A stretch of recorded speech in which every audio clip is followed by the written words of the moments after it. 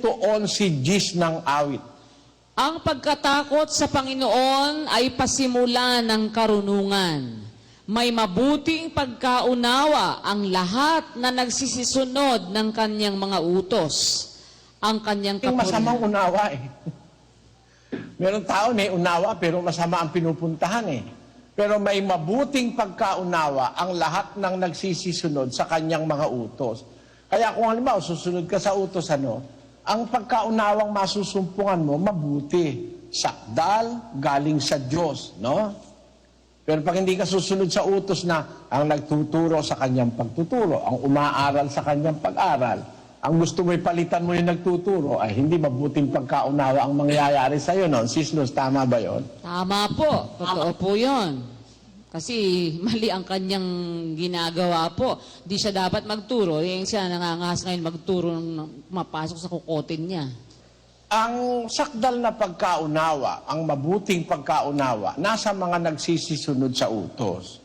Ano nagiging mabuting bunga noon? Pag nakarating ka doon sa sakdal na pagkaunawa sa salita ng Diyos, ano nagiging mabuting bunga noon sa atin? Basahin mo nga yung 4:13 ng Efeso, Sis Luz. Hanggang sa abutin nating lahat ang pagkakaisa ng pananampalataya at ang pagkakilala sa anak ng Diyos hanggang sa lubos na paglaki ng tao, hanggang sa sukat ng pangangatawan ng kapuspusan ni Kristo. Upang tayo'y huwag nang maging mga bata pa, na napapahapay dito't doon at dinadala sa magkabi-kabila ng lahat na hangin ng aral sa pamamagitan ng mga daya ng mga tao, sa katusuhan ayon sa mga lalang ng kamalian. Pagka nakarating ka na doon sa sakdal na pagkaunawa, naabot mo na yung stature of Christ, hanggang sa abutin nating lahat ang sukat ng pangangatawan ng kapuspusan ni Kristo, upang huwag na tayong maging bata pa. Meron palang sitwasyon sa pananampalataya na para ka pang bata, na hahapay-hapay dito at doon. Daladala ka ng hanging aral.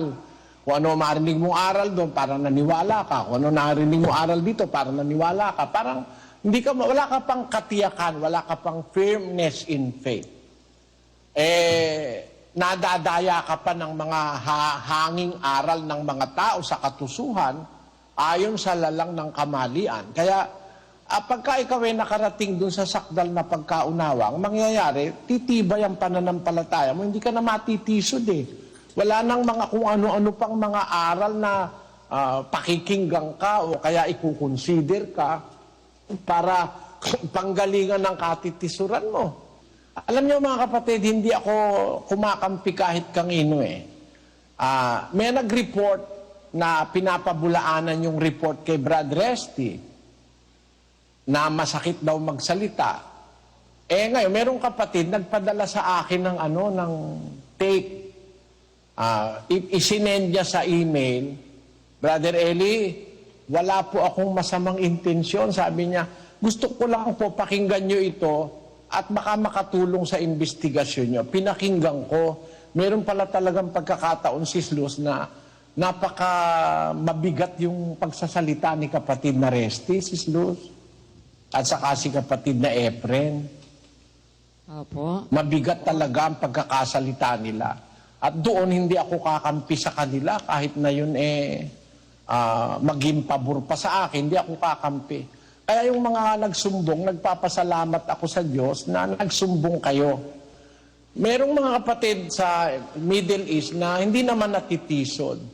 Pero nung may magpadala sa akin ng tape, narinig ko, mabigat talaga ang pagkasalita ni kapatid na Resty. Para bang nanunumbat siya sa kapatid. Bagay, sabi ko noon, kung kahit mali na si kapatid na Resty, kung sumasampalataya ka namang nasa totoo ka, hindi naman si kapatid na Resty ang nagtuturo, ba't ka naman matitisod? Kasi pag natisod ka at umalis ka sa iglesia, parang hindi mo naman binigyan ng kahalagahan ako, no? Hindi naman siya kapat nagtuturo, hindi naman siya ang leader. Pwede naman talaga siyang mapagsabihan. hindi naman ako kakampi. Kaya salamat dun sa kapatid na unang sumula, tapos yung pangalawang sumula. At salamat sa inyo. At salamat din dun sa kapatid na nagpadala ng tape dahil parang nagkakaroon ako ng ebidensya sa dapat kong gawin.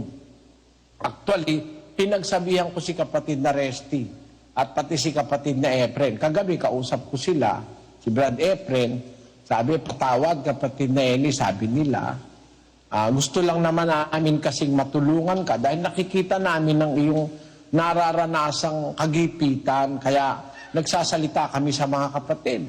Kaya lang, kung merong natisod, sana mapatawad kami ng kapatid. Ako na ang humihingi ng tawad sa inyo mga kapatid sa mga kamalian ng kapatid na Resty at saka ng kapatid na Efren. Kasi nasa Biblia naman kasi yun eh. Walang matuwid sa lupa na gumagawa ng mabuti at hindi nagkakasala. Pero nung ipinagtatanggol ni Pablo ang kanyang mga kasamang ministro, hindi yun ang kanyang ginamit na batayan. Alam niyo ang ginamit na batayan ni Pablo? Basahin natin ang 2 Korinto, Kapitulo 12-18 ng Korinto, para mas maigsi. Pinamanhikan ko si Tito at sinugo kong kasama niya ang kapatid. Kayo bagay dinaya ni Tito? Hindi baga kami ay nagsilakad sa isang espiritu? Hindi baga kami ay nagsisunod sa gayunding mga hakbang? Hindi niya sinabi na nagkasala si Tito o walang taong hindi nagkakasala. Hindi yun ang katwiran ni Pablo. Hindi mahalaga kay Pablo yun. Ang mahalagang ipinunto niya sa Korinto, sinugo ko sa inyo si Tito, may kasama pang kapatid, si Timoteo. Nung isugo ko sa inyo, dinaya ba kayo ni Tito? Nagsalita halimbawa ng masakit. Doon ba sa sinabing masakit, kapatid, may pandaraya? Kung wala naman pandaraya, patawarin nyo na lang. Yun. Kasi ang manggagawa, maaari kasing magkamali eh. No? Pero ang puntong mahalaga, hindi kayo dinaya. Hindi kayo hininga ng pera para sa kanilang sarili o kaya para ipagkapritsyo nila. Sana yun ang bigyan nyo ng kahalagahan, mga kapatid. Kaya pagka nakarating tayo dun sa ganap na pagkaunawan ng aral ng Diyos, hindi na tayo parang bata na natisod dito, natisod sa konting gano'n, natisod sa ganire, natisod sa manggagawa, natisod sa kapatid, natisod. Nyo, merong ganitong sinasabi sa Biblia, Santiago 3:12 Luz. Sapagkat sa maraming mga bagay, tayong lahat ay nangatitisod. Kung ang sino... Miski pala si Santiago natitisod din. Opo. Ulitin mo nga, Sis Luz. Sapagkat sa maraming mga bagay, tayong lahat ay nangatitisod. Kung ang sino man ay hindi natitisod sa salita, ay isang taong sakdal ang gayon. May kaya rin namang makapigil ng buong katawan. Yun. Pagka pala hindi ka na natitisod sa salita, sakdal ka na. Kaya pagka nakarating tayo ng kasakdala, kahit ano pa sabihin nila. Kahit maging ano ang sabihin nila. Meron ganong kante, no? Pagka meron ka ng sakdal na pag-ibig, sakdal na pananampalataya, kahit ano pa sabihin ng kahit na sino pa, hindi ka kayang mapatisod. Tingnan niyo yung bulag na nabuksan ng isip. Sabi ng bulag na nabuksan ng isip, sabi ng mga Pariseo, ang Diyos ang luwalhatiin mo, makasalanan niyang nagpadilat ng mata mo. Sagot ng bulag, kung makasalanan siya, hindi ko alam yon. Ngayon lang dumilat ang mata ko eh. Wala akong malay doon. Pero isang bagay ang alam ko. Naging bulag ako, pero dahil sa Kanya ngayon, nakakakita na ako. Amen. Sana ganun ang pananampalataya natin. Na nang maanib tayo sa iglesia, nakakakita na tayo. Kahit ano pang katitisuran ng makita mo, hindi binuksan ng Diyos ang mata mo para ang makita mo katitisuran. Binuksan ng Diyos ang mata mo para makita mo ang kagandahan ng Kanyang aral. Naintindihan mo, kapatid na Luz? Amen. Amen po. Salamat sa Diyos. Opo.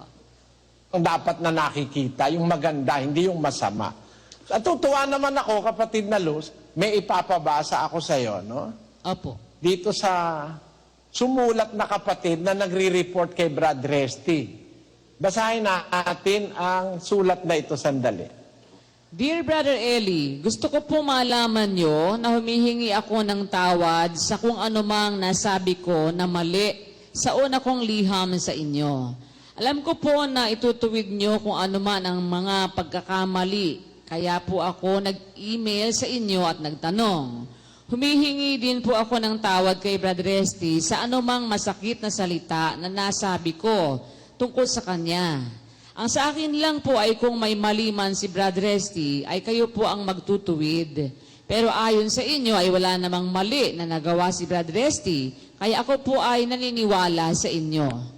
Dahil sa paksa na pinalabas nyo noong SPM, ay nakita ko ang transparency ninyo sa lahat ng bagay. At napatunayan ko sa aking sarili na kaya lang napipilitang magsalita kung minsan sila Brother Resty at mga manggagawa ay dahil sa mahigpit na pangangailangan ng gawain. Bigla po ako naawa sa inyo, Brad Eli, dahil matanda na kayo at mabigat ang obligasyon na nakaatang sa inyo. Sana po ay bigyan pa kayo ng lakas ng pangangatawan at lakas ng kalooban na makapagpatuloy sa mabigat na pasanin. At sana ay maawa naman ang mga kapatid at tulungan kayo sa inyong kalagayan.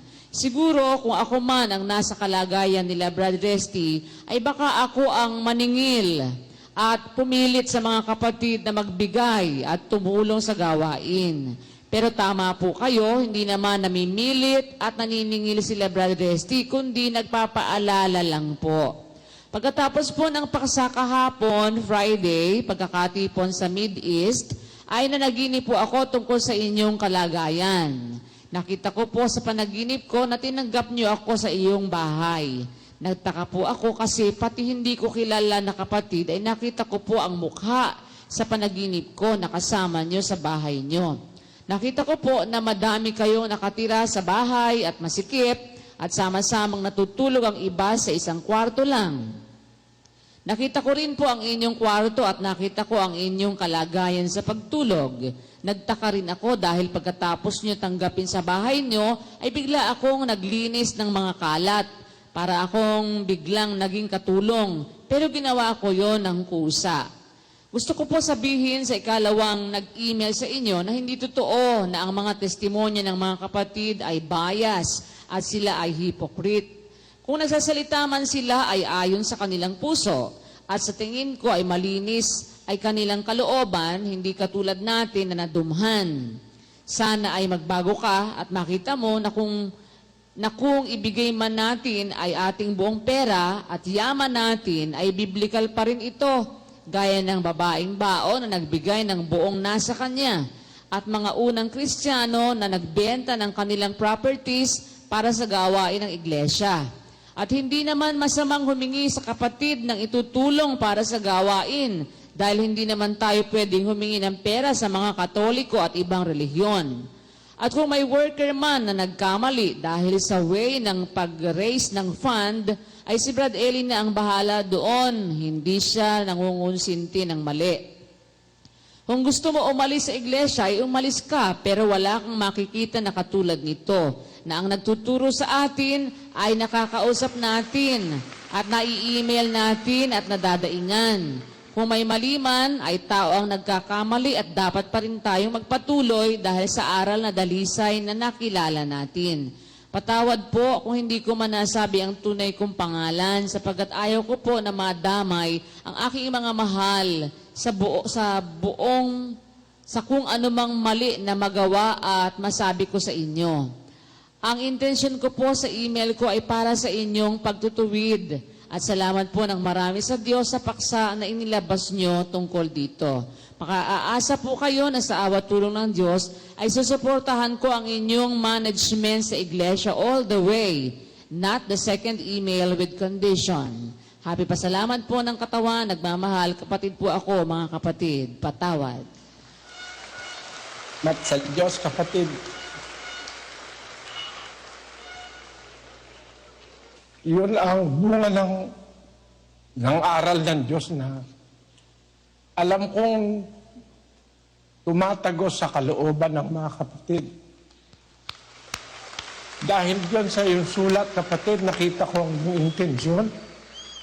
At nalulungkot ako na hindi kita makilala. Gusto kitang makilala, kapatid, sapagkat gusto kong kilala ko ang aking mga kapatid na nakakaunawa ng aming mga damdamin para sa kapwa-tao.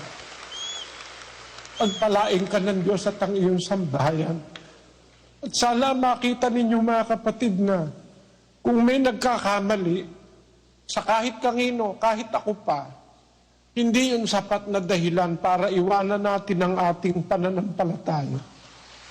Tayo ay nasa katotohanan, nasa direksyon ng hula, nasa panahon ng hula, at nasa direksyon ng pagtupad ng sinasabi ng hula. Walang iglesia ngayon na nagmamalasakit na maipangaral ang buong katotohanan sa buong mundo. Kahit ang pinakamayamang relihiyon, wala silang kagaya ng ating ginagawang effort na masabi sa tao sa pamamagitan ng internet, ng satellite providers. Alamin nyo, sa satellite pa lang po, $1,000,000 ang ating kailangang gastusin sa isang buwan. Kung minsan mga kapatid, hindi po ako nakakatulog dahil nag-iisip ako kung paano pa makakapagpatuloy. Sabi ni Pablo, hindi ko inimbot ang pilak ni numan ang ginto o ang pananamit. Nalalaman din ninyo na ang mga kamay na ito ay naglilingkod sa mga kinakailangan ko at sa aking mga kasamahan. Nagbigay halimbawa ako sa inyo sa lahat ng mga bagay na sa gayong pagpapagalay dapat kayong magsisaklolo sa mahihina at maalalahanin ng mga salita ng Panginoong Jesus na siya rin ang may sabi, lalo pang mapalad ang magbigay kaysa tumanggap. Mga kapatid, nasa kalagayan po akong nangangaral. Hindi po ako sa kalagayang magbigay. Pero nakikita ninyo, kahit na ako'y nasa kalagayang mangangaral, nagpipilit pa rin akong magbigay. Magbigay ng pabor, magbigay ng tulong sa kapwa, sa kapatid. Bakit? Naniniwala po ako sa salita ng Panginoong Hesus na lalong mapalad ang magbigay kaysa sa tumanggap. Sana maunawaan nyo halaga ng salita ng Diyos na yan, mga kapatid. Gugulin man lahat ninyo ang inyong pagod sa bagay na panlaman, ang wakas niyan ay kasiraan. Ang nag-aahasik sa ganang kanyang sariling laman, sa laman aani siya ng kasiraan. Tadapot ang naghahasik ng ukol sa Espiritu. Sa Espiritu ay aani siya ng buhay na walang hanggan. Dalangin ko sa Panginoon, mga kapatid, sana magpatuloy kayo na tagatangkilik ng katotohanan. Salamat doon sa kapatid na sumulat. Salamat sa mga nag-report. At naituwid ninyo ang isang maselang pagkakamali na maaaring magawa ng mga MIC at ng KNP pag ako'y wala na. Samahan nawa kayo ng Panginoon, mga kapatid. Magandang araw sa inyo lahat.